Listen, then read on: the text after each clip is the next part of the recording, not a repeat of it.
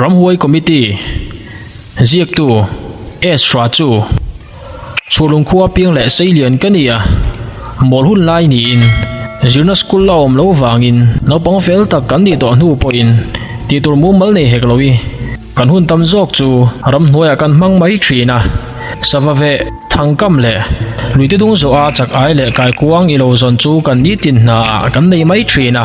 tu dang re ngai lovin rol ona chang po kan hrelowa nuam kan ti em thina ni ti fu changa don trial le ngalim chung tlai kan hon ve miar tum te phei chuan chung ten lomin ke ni po kan lima kanin chuan pa hle thin bokani ni khat chu sairo khel le sairum tam tok kengin thangkam turin ngudur pui minazong kal ngai lo na mun panin ka chuak ta a sakhi thangkam tum ka ni wangin sakhi khan thom na mun tura ka beise ngopui thim khup lam chu kalut phei ta zela ka beise ange in sakhi khan thade mai le anek te po chiar dup mai chu ka muta a akam na lai tur mun rem chang takle angulata na rin hal mai thei tur thing tuai thade mai alo om rem chang le ta zel bok nen ka hlim ru hle a ka thangkam tum na mun chaka chuan mong lian pui mai thar lai pui nei sang tak hi a oma ngil tak nilovin on de uduai hian ading lu amaya azung te chu le nanga impure chiatin akak sang takatang te chuan awai thlan huang maya a muno mangreng hle na in atri bai omru riau boxi ani ara hun lai chu ni se zuwa thomin chulai mun chu atilun hle ang ti chu arin thei maya ma se hemi tum hi chuan thom ri wa eng ma hriat tur om lo wangin are hian are tlok tlok mai ani thil dang reng reng ngai to lo le hrilovin phur takin thang chu akam ta mol mola beisi na ina hrin chua phur na in ka thin lung zong zong alu khat thlat na chungin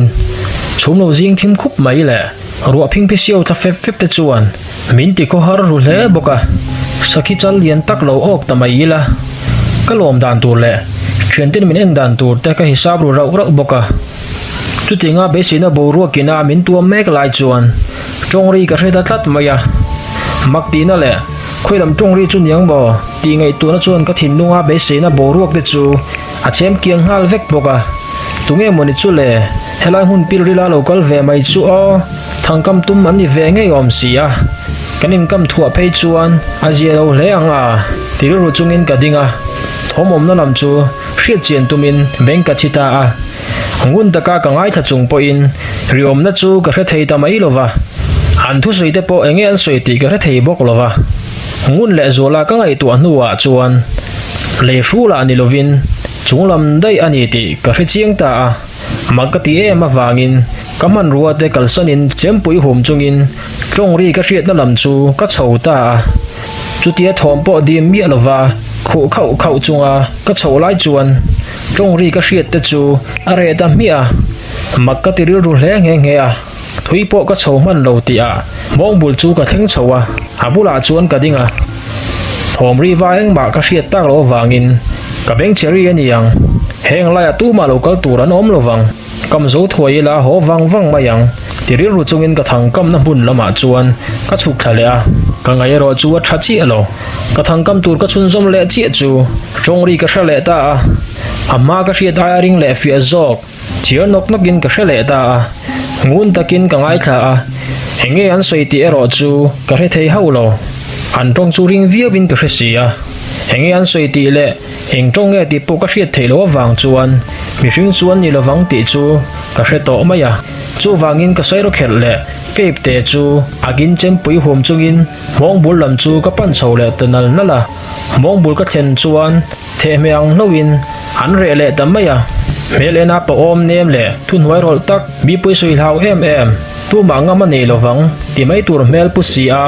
law eng ma ka nei lo hi khuanun malmin som ve na pakhat miden mak min ti thin na ani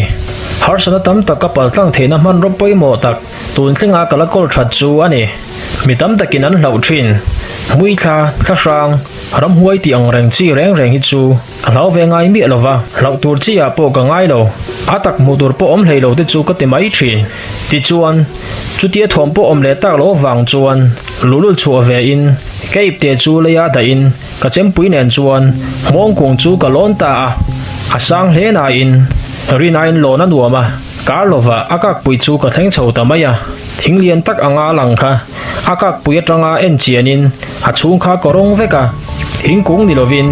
thingthlalian pui thui khom hi ang deuh zawk ma chu mong pian phung ve reng ani akunga lian thaboka azate chuan luikor zong kho veka moti mai tur hi ania abuk thaboka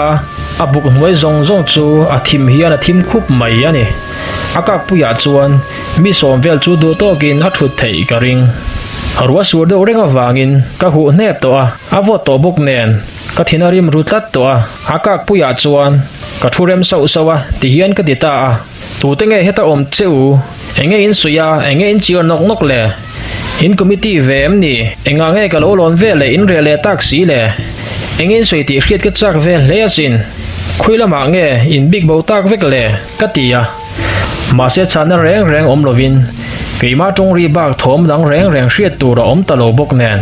are hian a re tlok maya khwa har du khop mai makang reng tak chu thing chunga rei lo te ka thut chung chuan chu mun rim chu ka rui lek ani harim chiat dan ro chu ka soi thiam lo ani chetak ani rengot rei om du na chi po ani lo wangin ka chuk san ta thuaya om rei la kanat pha ka ring hial ani abula ke ipte le sairo kher ka da kha la in ka thang kam na lama ka chuk le a chu vele amma aya ring zokin an chial le noka an phur le zola mati mai turin eng tongen man ti ka khrilova eng thunge an rel ti po ka hrimi alo bok ti chuan ti hian ka ngai tu ta a kam mai la kok chong lawang ramsa te hi ram huai thunun na hnuaya om an nia kam si chuan en fo ngai don sia chu wangin sut mai la a hadam thak zo kang tin ka man ruwa de chu akin ka ho san ta a ka hon pa chuan bong bul chu ka pan chho le a pute u in doi zep le ani mo ka hriata engma soi ngam lovin kom lo vele in soi thina ka dal view chu ani ome ka ho sanang chu a du to kin in du lo soi tong chu mang chau le tin ka gal san ta a atu ka chuan ka thian pa zet seitia ruain ram huai ho committee chu ngai thaturin kan vakal le a khwa lo thatta ka wang nge ni thomeng ma hriat tur reng om to lo he ka thian ka hruina chan hi ram huai ho tong ri hre se ka ti wanga hruai ka ni enga mo chen kan nga hnu po a eng ma hriat tur om lo wangin kan ho le ta ani hei hi ram huai ho an ma ni me mulova an tong ri chowa ka hriat voi khat na ania he mi tuma ka tu soile thil ti te hian ati thil rim ta nge ka hrelo he mi nu hian ram huai ho hian min ho hle ti anom dan le ka chunga thil ti tang te in ka hre thei maya kum sum nga paru kan di thlengin thlem lung oya lam tanga min siam tum lovin tha tumin voi tam min beizo ka ni ma se lalpa kalama tan tata wangin tun thingin eng tin ma min ti thei chuang lo chu ani hi ram huai te na kanin be na le kanin chana sang te rona ti chu chun zom zel ka tum dona